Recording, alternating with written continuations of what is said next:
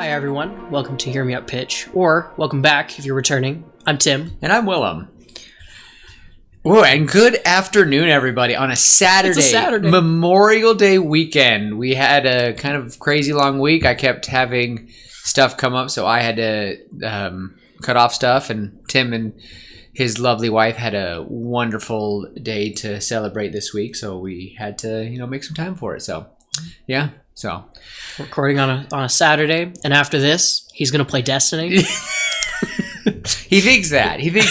And funny enough, though, somehow, what we're talking about today, to my chagrin, does tie in with Destiny. Somewhat. It pisses me off. It took 10 years between Yeah. its failure and the thing. But today, we are doing something that I've been putting off for a while, but we are getting to one of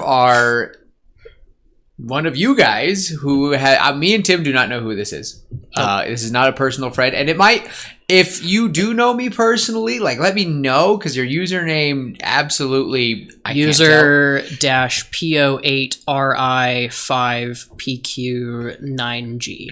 This is all dedicated to them. We're just gonna call him User Porg. User Porg. I don't know, or PO8. I don't know. I'll just call him PO8. That sounds like I'm calling him a piece of something. So, I don't know. What should we call it? We'll just call him the user. I don't know. But yeah, no. But this person on YouTube has been commenting for the past this is 6 months.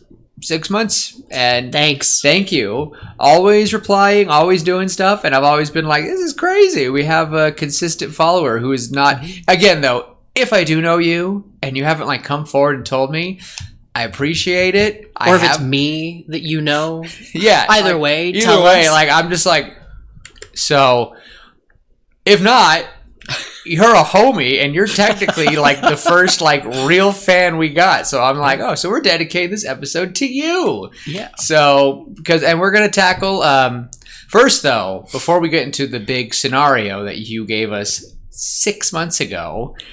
We're gonna tackle the question. We're gonna tackle a question you gave us. So. Yeah. And Tim got all these saved up on his phone, so I don't have to sit here and be like... Well, the question that was asked, and I'm paraphrasing because I don't have that comment pulled up. Boo. You asked, what franchise would we want to take over, and what franchise would we want to never touch with a 39.5-foot pole? And even if they tried to pay us good money. Yeah. So, Tim, so let's start off with franchises we'd love to take over. I want to go the other route. You want to? Oh. All right. The franchise I would never touch with a 39.5-foot pole is Fast and Furious. I would never... I watched the first, 5... and I never enjoyed them. I watched them with friends, and that's what they wanted to watch. And I've never been a big car person, and some of the stunts that are pulled in the movie are just they're not real.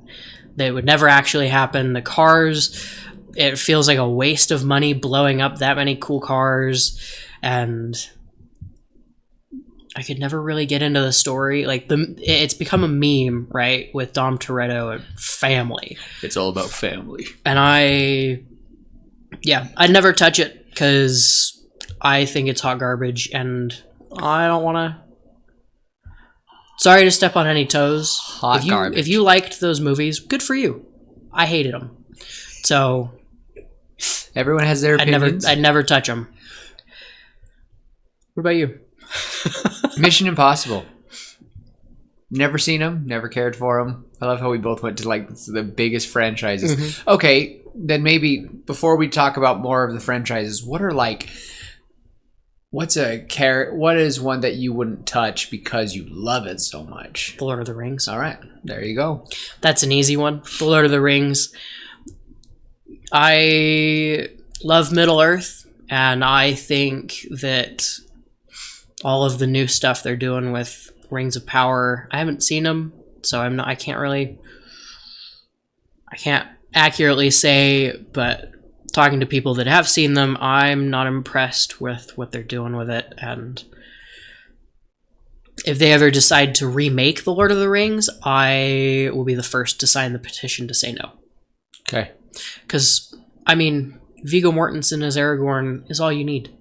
You don't need any more. I am happy that we're getting The Hunt for Gollum with the original cast. It makes me really, really happy. How is that going to work? I don't know. But I'm excited. I'm excited to see. Is Gollum supposed to be still alive somehow? Like, what I is think it's a prequel? It's set before the movies, I think. I don't know. I could be wrong. I'm a little... Let me double check. I'm sick of the nostalgia train. Well, that's why we are kind of on this. We're sick of pointing out the nostalgia train. Me and Tim, before this episode, had a big old discussion about the newest Lilo and Stitch movie, and even watched a YouTube video about it, and it convinced me not to go. I don't want to touch it. So, The Hunt for Gollum will take place between Bilbo's birthday party and the Mines of Moria. Okay. All right. We'll see. I don't know. I would like to, maybe if honestly, I would have minded if they'd done it animated, so that we could just do voices and it wouldn't have to be such a big strain on the actors, because many of them are they all look good. They do, but they're not. I don't know. I don't know. And I should say that while we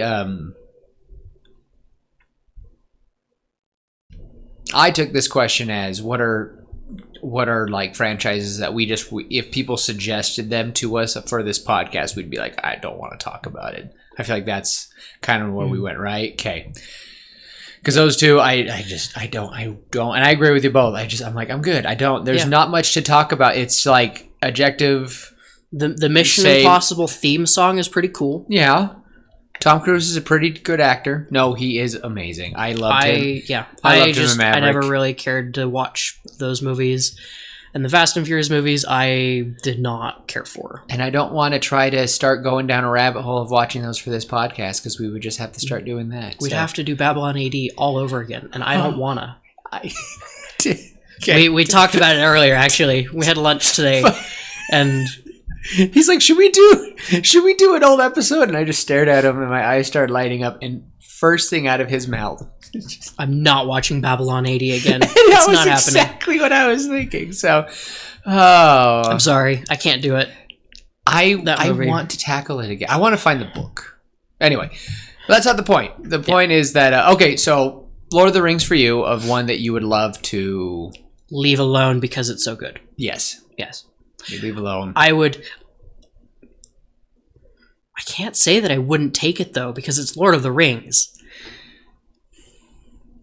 I'd love to be a part of things. Is there a story in Lord of the Rings that we haven't talked about yet? The Silmarillion, like all of it. Is there a part? I don't know anything about it. So the Silmarillion is the Bible of. So, but is there a story in there that you would like this? There's a handful. Yeah, there's a handful. There's a giant dragon. I think that would be a really cool story. I know it's not canon, but Shadow of Mordor. Oh, so good. I would want. I could do an HBO Max Game of Thrones show of that. I could watch that. I would kind of change things for Shadow of War. That game was a little weird, but I think the potential of Talion becoming one of the Nazgul in the end, and spoiler, sorry, but the game's been out for over 10 years. Yeah, it's been a long time. And freaking Warner Brothers Bethesda, Behemoth? No, Monolith. They crashed, and so they copyrighted a system that we're never going to see in video games ever again. Whatever. Anyway. For me, though, one that I love that I would never want to touch. Oh, man, that's a good question. Franchise.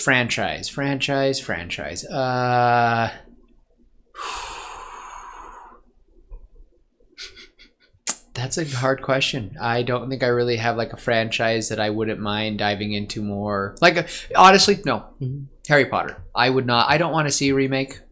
No, the movies we got were good. They were different in their own right, but they're not. I don't want to get burned at the stake, so I have to amend my statement somewhat. The books, the difference between the books and the movies is incredible, and the fact that they changed so much from the books in the movies, I know it puts a lot of people off, but I still think both the books and the movies are just really, really good. And the original cast of Harry Potter, perfectly cast. Okay, Tim. You can't replace Alan Rickman. I'm totally tanging out and going sideswiping here. I have another way to see this question. A franchise that has not been touched, like to do motion picture that you're like, I would never want to do, even if they approached me and said, hey man, we're giving you a shot to write a story for this. Strawberry Shortcake. I would not want to try to head up to be the head of a story for Strawberry Shortcake. I wouldn't have like Care Bears, anything. Like, I'd be like, I don't know what to do. The Care Bear stare's about to come out with the crowbar and just get some. I don't know. Like with like the Harold and the Purple Crayon. They did that, and I was like, that is so dumb. But I will tell you, if I could. What? Back up. Harold and the Purple Crayon. A movie came out with Zachary Levi. What is that? Harold and the Purple Crayon? I've never heard of that. This is where our age gap is really different. I'm sorry if I hurt someone's feelings. No, it's fine. Harold and the Purple Crayon is a storybook about this little boy Harold, and he's got his magic purple crayon, and he just draws and stuff comes to life. Harold. What did I say? Sorry. I think I said Harry. What you said in my head was Herald, as in like a herald. Yeah, Herald of the Purple Crayon Kingdom.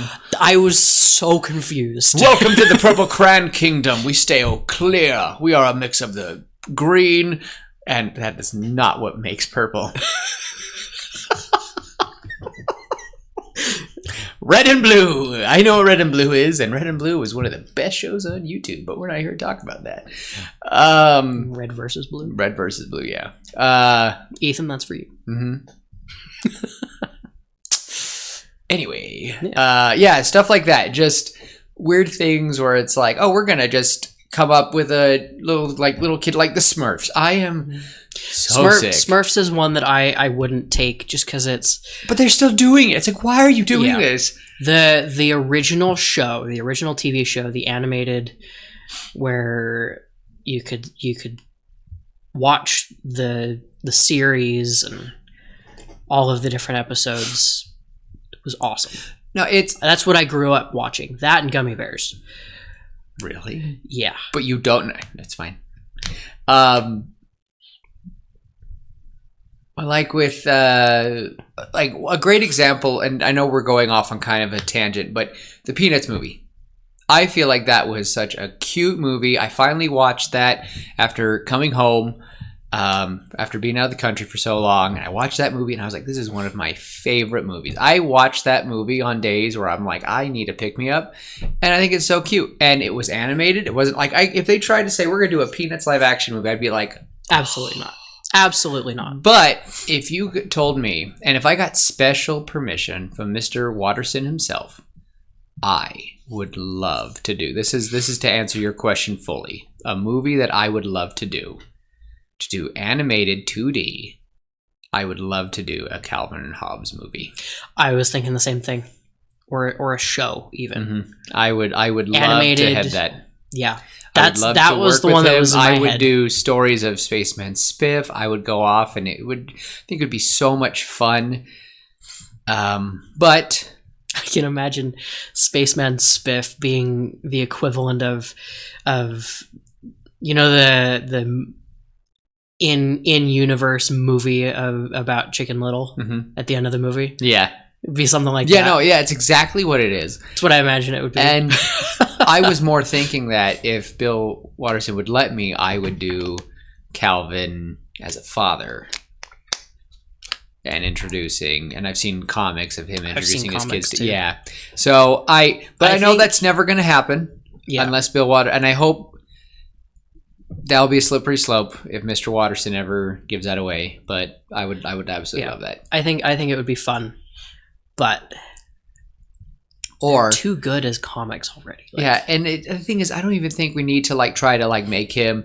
I don't want to modernize. I would just make him a young boy in the late 80s, early 90s, because that's what he was. The way he was, and it's just perfect. I think it would be a fun show. It's like in like I said, the Peanuts movie. It's very simple. They kept it the time period, but yet it doesn't feel like it's 60s or something. It's just the Charlie Brown world. Very simple, and I would love it. So yeah, I think that's. I'm going off on another tangent here for a second. Wow, just kidding. I think that's an issue with a lot of these movies that are modernizing, doing the live action remakes and stuff, and remaking old shows. Is they're trying to take something, a story that existed in a certain time period because it made sense in that time period, and now they're modernizing it.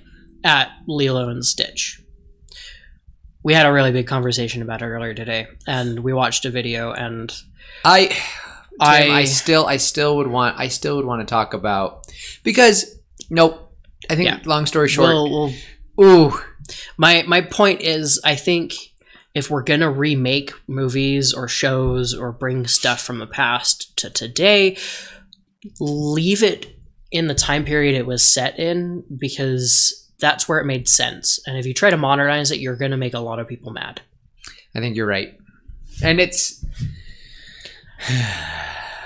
Anyway. Moving on from that tangent. I thought we thank you for that question and hope that answers your question. For me, I think that was a fun little... That was a fun little couple minutes to talk about. Thought that was good. So thank you for that. But... I got to answer mine. Oh, Star Wars is mine. Oh, well, I would love to take over Star Wars. Well, we know that. You've already... Shoot, I would like to help with that. I don't want Kathleen Kennedy in charge. I want to be in charge. Anyone seen the South Park skits with Kathleen Kennedy? Yep. That's all I think about every time I hear that woman's name. Yep. So, but we're going to leave it there. So anyway, moving on. But for the user, thank you for that question. Yes. But now it's time to move on to your... Other question. Your bigger... This one I do have pulled up. Oh. All right. To direct quote, lovely viewer. Here's one. The Killzone franchise are some great video games that started out great and then petered out into mediocre or bad, depending on who you ask. I won't say too much if you haven't played, but ironically, it gives the villains a little bit of a relatable motivation for some of the things they did. So, I've played a little bit of the last Killzone game. I didn't know it existed until today. I'm sorry. And I told Tim it was simply PlayStation's answer to Halo. It was them trying to make this be a big competition. It came out in 2004. The Halo killer. Yeah, and it didn't perform well, and it makes me feel really old because we brought up 2004, and I was like, oh, wow, I was in fourth grade. And Tim goes, I don't remember 2004. 2004 was between two of the best Legend of Zelda games, The Wind Waker and Twilight Princess. Fabulous. Weird. I remember when Twilight Princess came out. I remember when Ocarina of Time came out. Wait. Yes. Barely. Anyway, that's beside the point. Speaking of The Legend of Zelda. We're gonna get sued! Speaking of The Legend of Zelda. Anyway, but with the Killzone, we did some homework, and I watched a bunch of videos, tried to kind of learn more about it, and I think the premise was awesome. I think what really killed it is kind of what many people said. It was trying to go, and I'm just want to say this at the beginning before we really go into the story. I think it died mainly because Sony is at this time was more of a single player game, and this game was really trying to push multiplayer onto us. But for all of us who play on PlayStation, we're not really big. Sony is known for their single player epics. Yeah, it's really hard. You've got a lot of them. Uncharted is probably my favorite PlayStation exclusive series. Horizon Zero Dawn. So good. Horizon Zero Dawn was a great game. There's the Spider-Man games. God of War. Love him. Ghost of Tsushima. I would say even Returnal, the newest one for the PS5, which is basically the PlayStation's answer to Metroid Prime. Love it. There's just so many. And for me, I am more personally, I like to sit alone, play my story games, and have fun. I'm not that big. He's staring at me, isn't he? I'm not playing Destiny. He's going to play Destiny. No! It's going to be today. It's happening. I'm fine. We've got 4 hours before that party. We've got time. I'll be fine. I'll live. I'll be okay.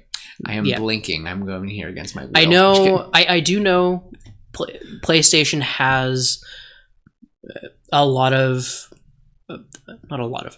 handful of multiplayer games. For example, Helldivers. Yeah, and but it petered out real fast. It's just $90 to play a game that. Hold on. It was $40 when it first came out. It really wasn't that bad. I had fun for 3 weeks, and honestly, $40 for 3 weeks of like constant playing, I'm fine with that. I feel like I got my money's worth. But then after a while, I was like, all right, I'm kind of done. Yeah. But I don't think Sony's done a good job with exclusive online video games, because it's not I don't think that's their strong suit. I think that because if you think of anyone who has played PlayStation, you're like, well, what about Titanfall? That was for more than one type of system. What about Destiny? More than one type of system. Destiny is all of them. Yeah. Titanfall was all of them. I agree. And there's obviously there's a lot of here's the big difference between, in my opinion, between PlayStation, Xbox, and Nintendo. PlayStation has a lot of great exclusive single-player games. Xbox has a lot of really good cross-platform and internet play multiplayer games. And then Nintendo has all of the really fun, family-friendly adventure games that you get, like Mario and Zelda, the very classics. And it's not a bad thing for each to have their own thing. I think what PlayStation and Xbox are doing with Steam, where they are both going to accept the Steam app onto their systems and allow people to play their exclusives on either console, is a fantastic idea. I love the idea that I could play Uncharted on my Xbox through Steam. I love the idea that you could play any of the Xbox games on your PlayStation through the Xbox Game Pass. That's great. But leaving it as sharing as opposed to taking over the other systems. I feel like I can't believe we're having exclusive. I don't think I'd ever would have thought of we're going to talk about video game exclusives on our podcast before. But I think my take is I do not mind if you come out with a game and then 6 months later you say, all right, fine, the rest of you can enjoy it now. And that's what's kind of been happening with Steam. Give them 6 months. But if it's your exclusive, you get first. Yes. Try. Exactly. Gears of War is getting a remastered straight from the ground coming out this summer. I think that's awesome. And it's just for PlayStation. I am probably going to be hopping on that because I have good memories with the Gears of War franchise. But we're not here to talk about exclusives and all that fun stuff. And I think that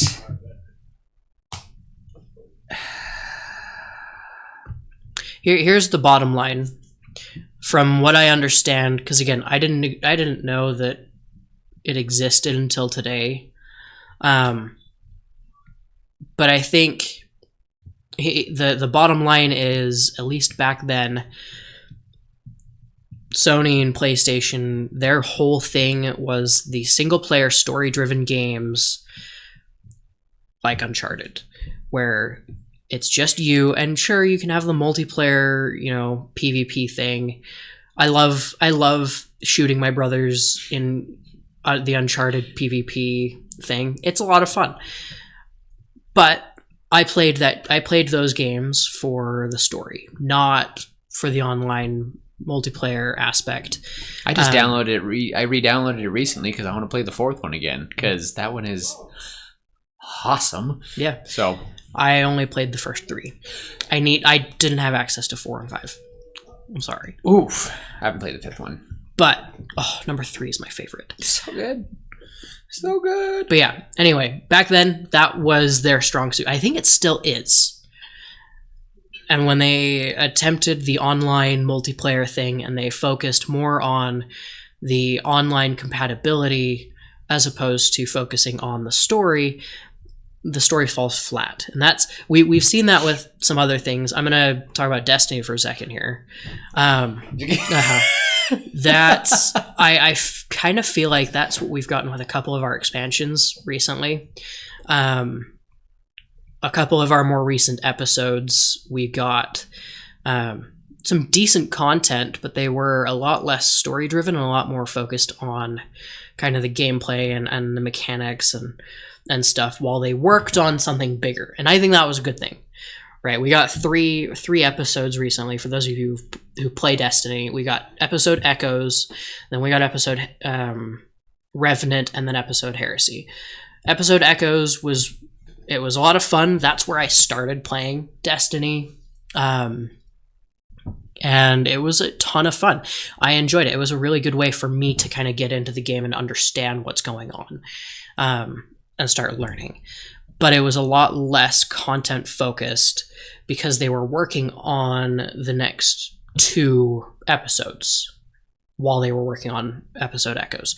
And then episode Revenant came out, and that was more of your vampire slayer. It was a really fun episode. That one was probably the worst of the 3, but it was still a lot of fun. And it was a lot more focused on these are some of the activities you can do. We're going to give you little bits of filler story that you can go in. You're going to have to do this activity like 12 times just to continue the story, and that kind of sucked. But while you're doing that, we're going to finish up number 3, which is Heresy, which is a lot more. It's a big throwback to Destiny 1. Like the 7 years ago is when stuff in this part was happening. And we got a big throwback to that, and it was very nostalgic for a lot of people. And we got to visit some locations that we hadn't visited since Destiny 1 7 years ago. And then we also got a fantastic story, because that's what they were building up to. And Heresy is what is kickstarting us into the next long stretch of Destiny, the next saga. And I think that's kind of what Destiny's doing right. Whereas with, what is it, Killshot? No, that was the movie we did. Killzone. From what I understood from the video, they didn't really build up the multiplayer thing. They focused more on the activities and how you could interact with other people, and they left the story in the dust. And that's kind of how I feel about episode Revenant, is they just kind of left the story in the dust. Like, we got to see a few characters, and there was some good payoff with a couple of the characters, but it took us 3 months to do it, and I was kind of bored for a lot of that. So I don't know. That's my 2 cents. It's looking up for Destiny. He's more so than sell me out. it did for Killzone. I'm trying to convince him, guys.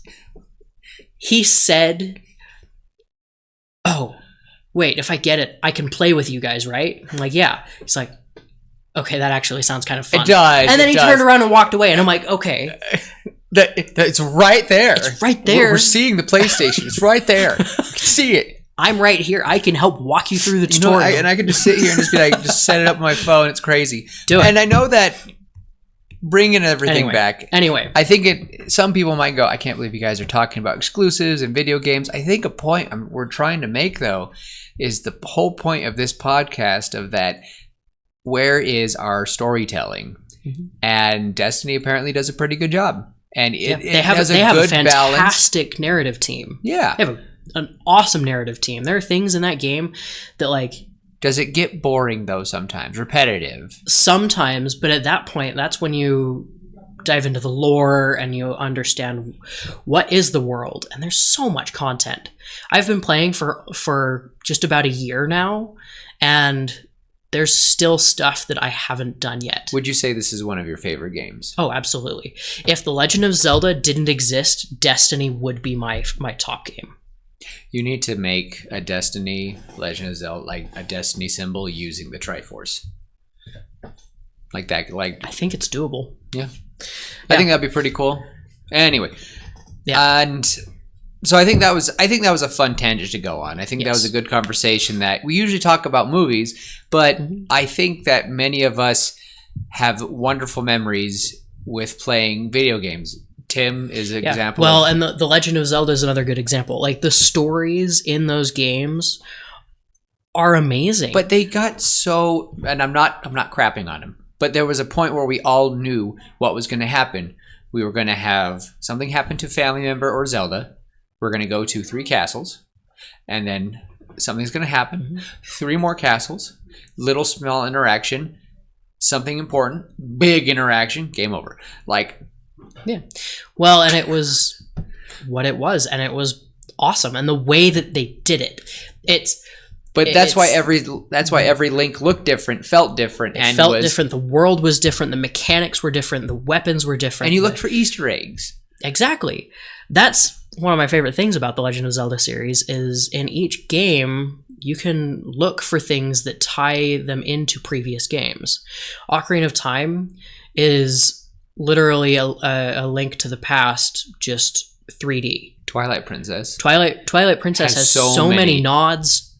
You see the little boy, the boy from Majora's Mask. Yeah, the Skull Kid. The Wind Waker. You see the Zora. They're extinct now, kind of. They evolved into the Rito, but you see, and that's where it's a lot. Yeah. It's a lot. What do you want? Oh, we are getting okay. Ooh, we'll have that for another. episode. I do want to want to do a Legend of Zelda episode someday. I want to talk about like when does a franchise let go? When does it end? Because it's like that franchise is older than me, and that's saying something. Just kidding. I'm not that old. I'm 30. You're not 30 yet. You got a few months. I have less than 60 days. I have less than 50 days. Ouch. I have 5.5 years. Quiet. And you get to be a dad before then. Good for you. Good for you. So, all right. That was a good first half an hour of answering users' question. And it's going to stink. Because what if we have another user someday? If you guys have questions, we will take those questions and we will write them down and we will find answers for them and we will put them into a video. Whether it's a YouTube short or it's a full-length video like today, where we answer the questions and then we go on these massive tangents trying to convince Willem to play Destiny. He's gonna do it. We'll do it. We'll do it. You just need to comment. Make comments. Give us ideas of stories that we can tackle and talk about. And we're kind of starting to get away from movies, and if there are video games or books or stories, TV shows, we just want to know about stories. Yeah, tell us.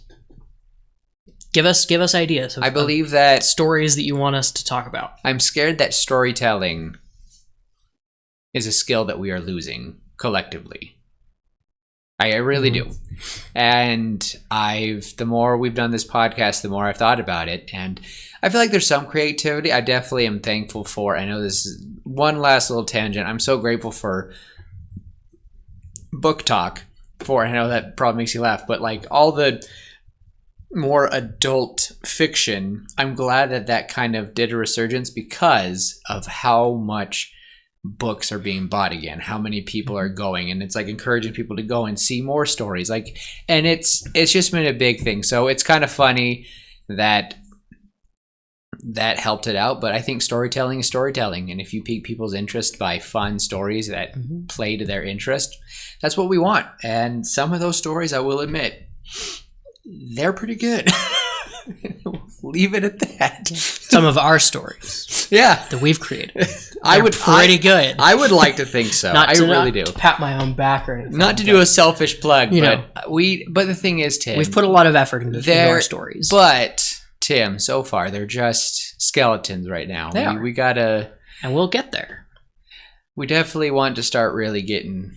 The purpose of our podcast is for the pitch. That's true. Not for the meat. Okay. You're right. You're right. We will give you guys. You will get meals. Meat is back on the menu. Meat is. It's just got to take some time. It's got to take some time. We got to let it cook. We're definitely let him cook now. So, Killzone. Kind of went through and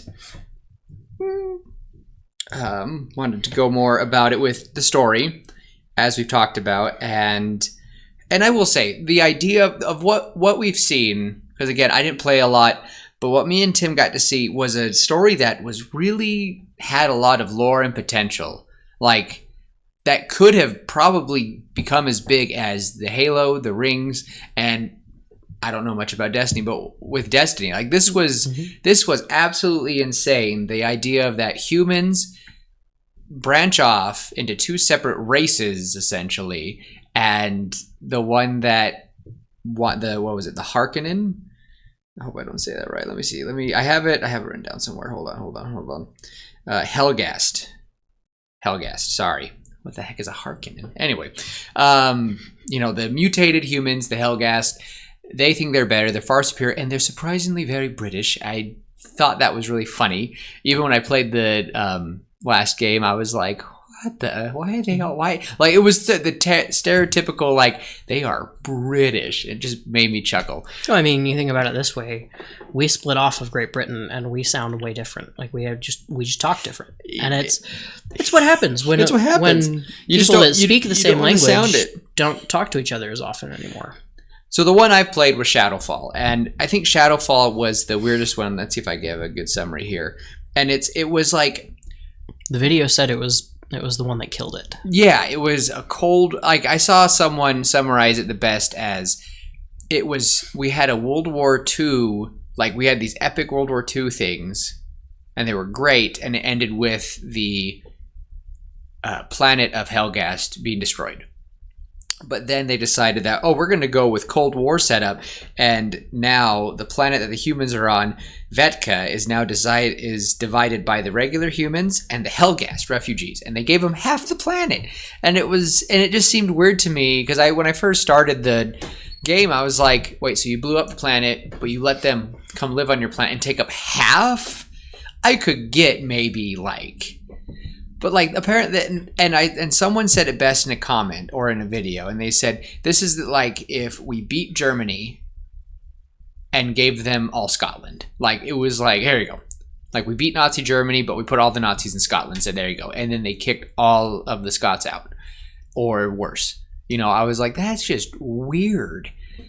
So I think the basis of it is that we've seen many stories of war, and I think this was a big take on war, and I know that we're all sick of wars, whether it be the news or throughout our histories, but I thought it was just, I feel like they had a lot going for it, And they probably could have wrapped it up better with a better bow. I think, honestly, if it were me, I think the destruction of Helghast would have been the end. I think that trying to make this Cold War setup happen and then slowly show the humans who have let Helghast come in and slowly become even worse than the Helghast and try to eliminate them, even though they let them come onto their planet. It got messy. And I get it. We as humans, whether we are mutated from years of living in the coal mines or whatever they were, I feel like we always have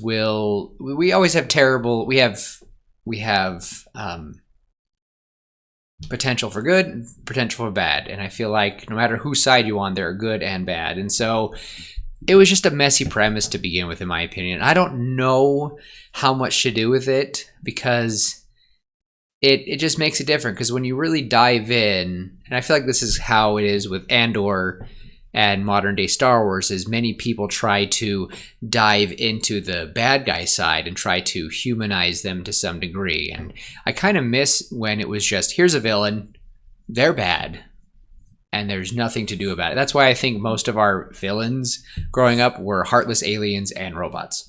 It just made it easy. So, I don't know. I don't mind humanizing, but I think about Burning Skies story that we were doing. How easy would it be for people to try to feel pity for the race that you were coming up with? Like, that's the hard thing. It's like, I'm so glad there are so many people with bleeding hearts out there as someone who is, but when does the bleeding heart ruin the storytelling and you just can't just go, here's good, here's bad? Like, yeah. And I understand, like, obviously good and evil, it's not black and white. Like, there's a lot of gray between. So much. But at the same time, sometimes there is a very clear white and black, right? You look at Star Wars, for example. Obviously, like, there's the light side and the dark side. It's very clear cut, and that doesn't detract from the storytelling. If it was, there's the light side, then there's the light gray, then the medium gray, and the dark gray. Well, the and dark side of the Force was really just the two Sith, and then there's everyone else surrounding them, and not everyone was. I think there are people who have made choices, and they are purely to the point of where there's no redemption, and they are at the moment of the darkest end of the spectrum, Emperor Palpatine. But even Luke, he wasn't the pillar of perfect, shining purity and white. He had flaws. He made mistakes. Like, that's why he was such a good main character. What? But honestly, though, that's why some villains. But that's why Sidious to me really was never that interesting. I never cared, and I was so shocked they brought him back. I never cared for him. He was just a looming figure. The main person we all focus on in Star Wars was Darth Vader. Is Darth Vader. I'm sorry. He's the face of Star Wars. He is. You see that helmet, you know exactly who that is. You say Star Wars, the first name pops in my mind is Darth Vader. Second one, Anakin Skywalker. And guess what? They're the same darn person. I almost said it. I almost did. But I think that's the iffy thing with it. So, Tim, as someone who loves Star Wars and who loves Halo, loves Destiny, I don't know what could have been done differently. Would have been better to have made them would it take place much farther and apart? I don't really care how far apart it was. What I care about is how much effort did the narrative team put into the story versus, you know, how much money went into the narrative team and how much money went into the physics engine and the mechanics and the multiplayer server side of the game. Well, yeah, because that's the issue. Is if you don't have a good narrative team, the game is not going to be very, very good. The mechanics of the game might be really, really fun, might be very entertaining. Take Splitgate, for example, coming up with the portals. That seems, or is it not Splitgate? Split Fiction? No. There's a PvP game where you've got, it's basically Portal but PvP. Oh, with guns. Oh, and so you can portal behind people and do all that. That sounds phenomenal. Just the gameplay itself, the mechanics of the game, and the way that you can strategize with your portals and stuff. Correct me if I'm wrong, but I do think that is Splitgate. I will look it up. It seems great. Like, it sounds awesome. So much fun. But if they decide to just keep it a purely PvP game, great. It's a purely PvP game. But as soon as you throw in some story into the game, if the story falls flat, the physics of the game are not going to carry it forward. Right. And I think, going back to Destiny, we've had a few expansions. Lightfall was probably the one that people hated the most recently, because the story felt a little bit flat, and it didn't really. I mean, we defeated one of our biggest enemies, and we had some really cool stuff, but it wasn't as good as some of the other expansions we've gotten in the past, but the narrative team cooked with the lore, right? And that's another thing that kind of helps keep Destiny afloat, is the lore. They have every weapon in the game. Not every weapon, most weapons in the game have their own lore tab. So you inspect the weapon, and you can, for controller, you press, left trigger, and it'll pull up a whole tab, and it's like anywhere between 8 to 20 paragraphs of lore that you can read, and it gives you some insight into why things are the way they are. And with Lightfall, there were a few things that I didn't quite understand why things were working the way they did, what was going on. But reading those lore tabs, like, I was able to understand, oh, that makes sense now, right? And it's hard. It's hard when a game has to rely on that, for it to be like, for you to go, oh, I get the story now, right? But if you don't have that, right, the game falls flat. If you don't have that extra lore on the side to keep the story interesting, the game falls flat. And I have a feeling that's probably kind of what happened with Killzone, is the story just wasn't as engaging as before, and it kind of sounds like the lore just fell flat, and it was kind of a repeat of what has happened before. Yeah, and from what I've been reading and kind of looking up, is that many people just didn't have a connection, because you never were the same character. You honestly felt like the bad guy at some point, because according the ISA, the good guys, and I forget what the ISA meant. Hold on a second.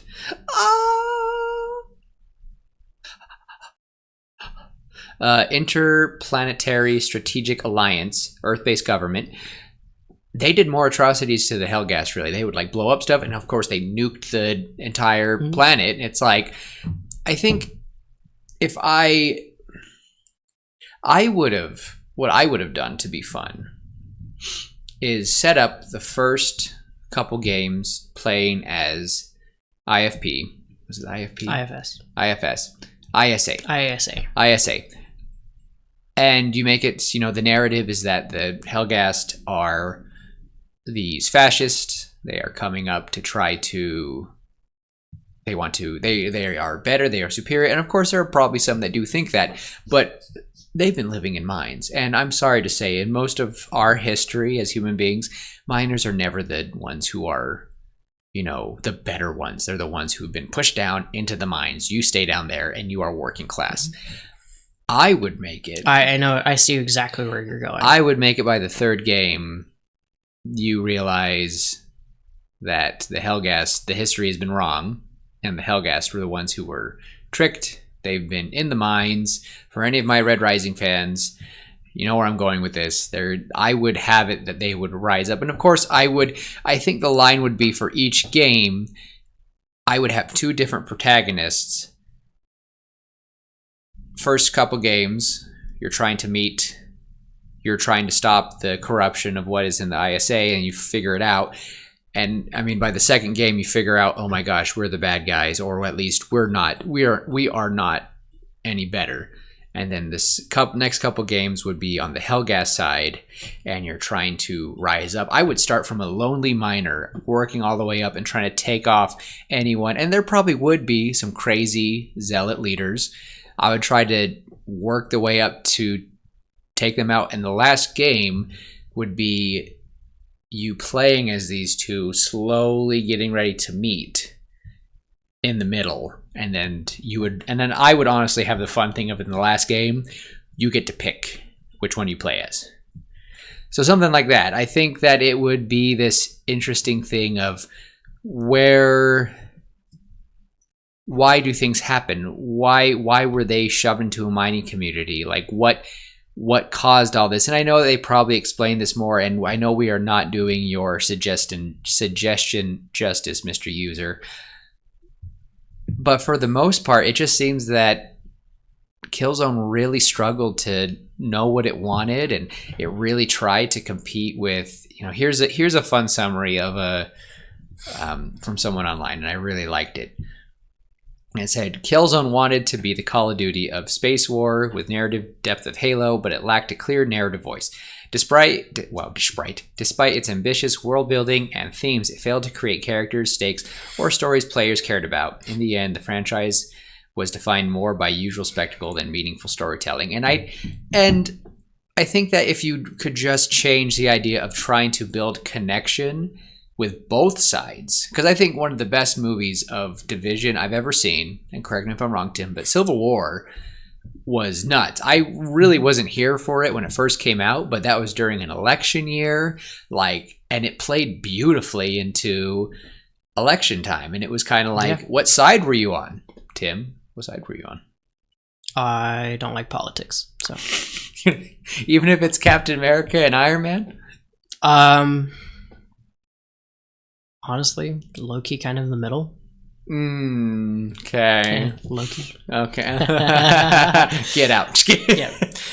No, I was kind of in the middle. I understand where both sides are coming from. And it was weird though, because if you met someone, and that's kind of where I was too, because it's like, but Iron Man had points that I was like, it made sense. Like having some checks on the most powerful group of people in the world is a smart thing. It's a good idea. I can't just be running around being vigilantes all over the world with no checks. But at the same time, if being they have told to go, that you can't go save somebody, exactly. And that was what I would have wanted from Killzone. I would have want to see both sides of things, and that's what I think. And I'm sorry for rubbing my nose. It is that time of year where you're just dry. I've had really bad allergies this week. I think that's what they were trying to do with Last of Us 2, and I personally liked it. I like seeing both sides, even though by the end, but no one won. I didn't feel good at the end of that video game, and that's probably the point, because no one wins in a zombie apocalypse. I think that is the point. Nobody wins in a zombie apocalypse, and humans can lash out. And I think that's kind of the take I would have ended with Killzone. I think I really would have tried to, I think I would have hoped that the two planets could coexist in the end. But I don't know. I think it would be a difficult one. I think most likely both planets would bear terrible scars. I don't think the Helghast planet would live much longer if it was that terrible for humans. But I think this lore sounded amazing, and it stinks that it wasn't executed properly. But that's what you get when you have a lot of expectation and you're competing a lot and you just make frantic decisions. So, but all in all, that was fun to talk about. Yeah, that was a fun series of tangents. That was. It was tangents. Mostly me trying to convince Willem to play Destiny, but gonna happen. I thought that was fun, and I hope that those answered your questions. And this was kind of a fun episode for you, Mr. User. We gotta say his name. We gotta say his user tag properly one more time. Let's see who wins. Probably gonna be Tim. Dun, dun, dun, dun, dun, dun. And I will put it better in the description. You're definitely getting tagged when the video comes out. But user PO8RI5PQ9G. Thank you. Whoever that is, leave your name in the comments so we know who you are. Or don't. Or don't. You can DM us. You are more than welcome to not or stay anonymous. We do not care. But thank you, and thank you for constantly listening to us. Yeah. And I think all in all, it was a fun conversation. I think I'm satisfied with my care. Same. Anything to say before I close us out? Well, as usual, just love each other, be kind, and remember, storytelling is more about the story and less about what you want from it. I like that. And hopefully very soon you are going to get more stories from us. You will get more of meat than just the bare bones.